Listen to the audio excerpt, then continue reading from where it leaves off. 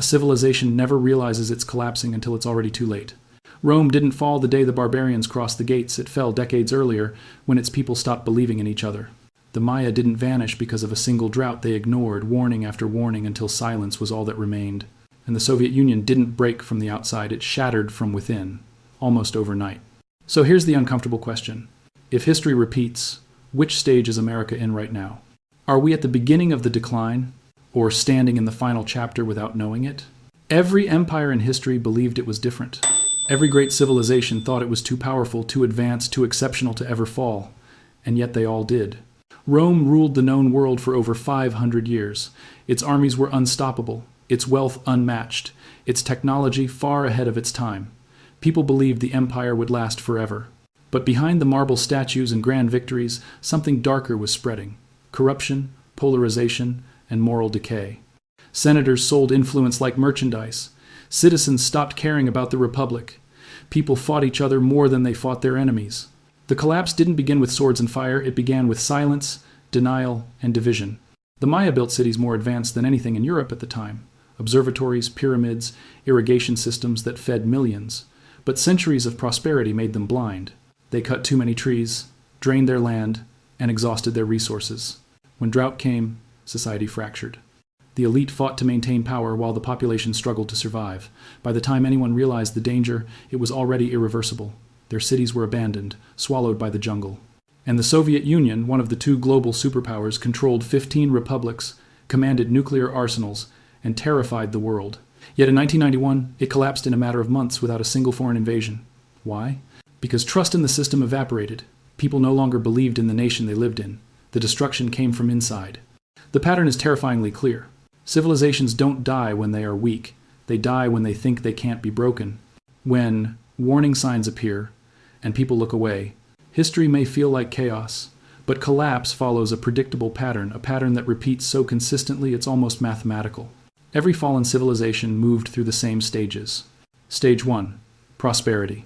Stage 2, overconfidence. Stage 3, internal division. Stage 4, decay and denial. Stage 5, crisis. Stage 6, collapse. Not instantly, not dramatically, but slowly, quietly, then suddenly. Rome, the empire that believed it was unbreakable. At its height, in the 2nd century AD, Rome controlled 2.5 million square miles, more than 20% of the world's population, and collected unimaginable wealth from conquered territories. The empire built aqueducts, roads stretching over 250,000 miles, and an economy powered by global trade. Roman citizens believed they were living in the greatest society in human history. But inside the empire, the foundation was cracking. Stage 3, division. Society split violently between the wealthy elite and the struggling masses. The richest 1% controlled more than 16% of all wealth, unimaginable inequality for the time. Stage 4, decay. Political corruption became normal. Emperors were assassinated one after another. In one 50-year period, Rome cycled through 26 emperors, most of them murdered by their own people. Stage 5, crisis. The empire printed more and more currency to pay debts and fund wars, triggering runaway inflation. The silver content of the Roman denarius dropped from 94% to nearly zero. Money became worthless. Only after centuries of denial did the collapse become visible. In 476 AD, the empire fell not because enemies were strong, but because Rome was already hollow from within. The Maya, a civilization that outsmarted the stars, but not themselves. Long before Europe built its first cathedral, the Maya developed advanced mathematics, written language, and astronomical systems accurate within seconds. Cities like Tikal and Palenque towered over jungles with populations in the hundreds of thousands. But prosperity blinded them. Stage 2, overconfidence. As cities expanded, they cut down forests to fuel construction and agriculture. Stage 3, division. Competing city-states fought constant wars for power. Stage 4, denial. Even as resources dwindled and drought hit, elites kept building monuments instead of solving real problems, focusing on symbols instead of survival. When famine spread and internal wars intensified, the population collapsed. Cities were abandoned. The jungle reclaimed everything. No foreign army destroyed the Maya. They destroyed themselves by refusing to change. The Soviet Union, the superpower that shattered overnight. In the 20th century, the USSR stood as one of the two dominant forces on Earth. It controlled vast resources, nuclear power, and 15 republics stretching across 11 time zones. Outsiders believed the Soviet system was unstoppable, but inside, trust in the system died long before the nation did. Stage 3. Division. The gap between political elites and ordinary citizens widened. People lived under censorship, shortages, and constant fear. Stage 4. Decay. Economic stagnation spread. Leadership ignored warnings, insisting everything was fine. Stage 5. Crisis protests erupted. Republics demanded independence, and the government collapsed under its own weight. In 1991, the Soviet Union disappeared almost overnight without a foreign invasion, without a world war, without a single shot fired. Its collapse proved a terrifying truth. A nation does not fall when enemies attack. It falls when its people stop believing. The pattern across 3,000 years of history. Look across time: Rome, the Maya, the Soviet Union, ancient Egypt, the Ottoman Empire, Weimar, Germany, different cultures, different religions, different technologies, different eras. Yet the same stages repeat. Age of strength, unity, discipline, purpose. Age of wealth, growth, innovation, expansion. Age of comfort, entitlement, complacency. Age of division, polarization, corruption, distrust. Age of collapse, crisis, fragmentation, downfall. Every civilization falls not at the beginning, but at its peak, when it believes it is too exceptional to follow the rules of history. And the most dangerous stage isn't collapse itself. It's the stage just before collapse, the stage of denial, when people say, "This can't happen here. We are different. We are untouchable." That moment is always the point of no return. So, what about today? Where is America in this cycle? If you compare the stages of past empires with the United States right now, the similarities are impossible to ignore and terrifyingly precise. Stage 3. Internal division. America is more divided than at any time since the Civil War. A recent survey showed that 67% of Americans believe the nation is on the edge of collapse, and nearly half the country expects another civil conflict within their lifetime. Not because of foreign threats, but because of each other. Families break apart over politics. Friends avoid conversations out of fear. The nation isn't arguing about ideas anymore, it's fighting about identity. Stage 4. Decay and denial. Trust the foundation of every civilization is collapsing. Trust in the government, trust in media, trust in elections, trust in institutions, trust in each other. In the 1,960 seconds, more than 75% of Americans trusted their government. Today, that number has dropped to around 16%. When belief collapses, a nation doesn't need enemies. It destroys itself from within. The division isn't just emotional, it's economic. Just like Rome in its final centuries, wealth inequality has exploded. While millions struggle paycheck to paycheck, the top fraction controls a historic concentration of financial power. The richest 1% now hold more wealth than the entire middle class combined. When people feel abandoned, resentment grows, and resentment turns into anger, and anger becomes conflict. The cultural division is just as deep. Americans no longer share the same story, the same truth, or even the same reality.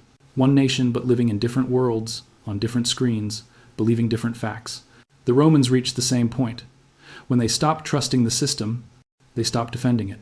And then there's the emotional collapse, the silent warning before every fall. Rates of anxiety, depression, addiction, and loneliness have reached levels never seen before. People are connected digitally, but disconnected emotionally. A civilization cannot survive when its people feel they are fighting alone. When you map the pattern of Rome, the Maya, and the Soviet Union onto modern America, the alignment is unmistakable. Prosperity, overconfidence, division, denial, crisis, collapse. The question no one wants to ask is the one history demands. If every great civilization fell not at its weakest moment, but at its most confident, and if collapse always begins inside, not outside, where are we now? Are we in the age of division, the age of denial, or have we quietly crossed into the age of crisis without realizing it? History is whispering. The signs are not subtle. They're everywhere, if we choose to see them. History isn't a series of random tragedies. It's a cycle, a repeating pattern based on human behavior. And when we strip away the details, every fall looks the same, because human nature never changes. Civilizations don't collapse because of external enemies. They collapse because of internal erosion, loss of unity, loss of trust, loss of shared purpose. The outside world only finishes what the inside has already destroyed. Rome did not fall when foreign armies attacked. Those armies only walked through a door that Rome had already unlocked through corruption, inequality, and division. By the time the enemy arrived, the empire had already surrendered spiritually, morally, and emotionally. The Maya did not vanish because of a drought. Drought only exposed a system that was already crumbling from arrogance and denial. They chose monuments over solutions, pride over survival. The Soviet Union did not break because America defeated it. It collapsed because its people stopped believing. The moment belief disappears, collapse becomes inevitable. So, what does this mean for America today? It means the greatest danger is not China, Russia, Iran, terrorism, AI, or economic competition. The real danger is internal fragmentation, the slow corrosion of the national soul. A nation cannot be defeated from the outside until it first defeats itself from the inside. That is the universal law of history. And once a civilization enters the stage of denial, where warnings are ignored and division becomes normal, the clock starts ticking. Not because collapse must happen, but because collapse becomes the path of least resistance. Think about it. Every empire in history had brilliant people, advanced technology, powerful armies, and enormous wealth. But none of those things mattered when the population stopped believing in a shared future. Money can't fix distrust. Laws can't fix hatred. Technology can't fix meaning. A civilization survives not because of what it builds on the outside, but because of what it protects on the inside. Unity, purpose, truth, and belonging. So, here is the uncomfortable truth. America will not rise or fall based on elections, presidents, political parties, or foreign conflicts. It will rise or fall based on whether its people choose unity or choose division, whether they choose courage or choose fear, whether they choose rebuilding or choose destruction. Because the fate of a civilization is never decided by its enemies. It is decided by its citizens.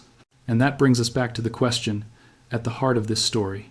Is America still strong enough to unite, or have we already crossed the invisible line where collapse becomes inevitable? Every great civilization believed it had more time.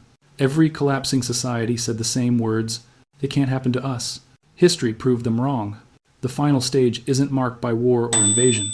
It's marked by silence, by denial, and by the belief that collapse is impossible. The real battle ahead isn't military or political. It's spiritual. It's emotional. It's human. If history teaches one lesson, it is this. Civilizations die when people stop caring enough to protect them. Collapse isn't a moment. It's a choice made slowly through silence, through anger, through surrender, through the belief that nothing can change. Every time we choose hatred over understanding, comfort over responsibility, fear over courage, the foundation weakens. But history also teaches something just as powerful. Decline is not destiny. Every collapse contains a window, a point where societies wake up, face the truth, and rebuild stronger than before. Japan rebuilt after total destruction. Germany recovered from ashes. South Korea rose from famine to become one of the strongest economies in the world. Nations rise again when their people refuse to give up on each other.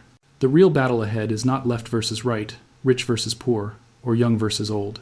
Those are illusions, distractions, traps that destroy civilizations from within.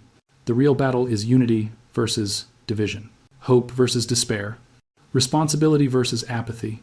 And that battle begins inside each of us, in the conversations we choose to have, the respect we choose to show, and the future we choose to build. So ask yourself, years from now, when history looks back at this moment, what will it say about us? That we let fear tear us apart? Or that we stood together when it mattered most? Because the truth is simple. The story of America is still being written, and every one of us holds the pen. If you want to understand the next chapter of this cycle, the moment when nations either break or rebuild, stay with me.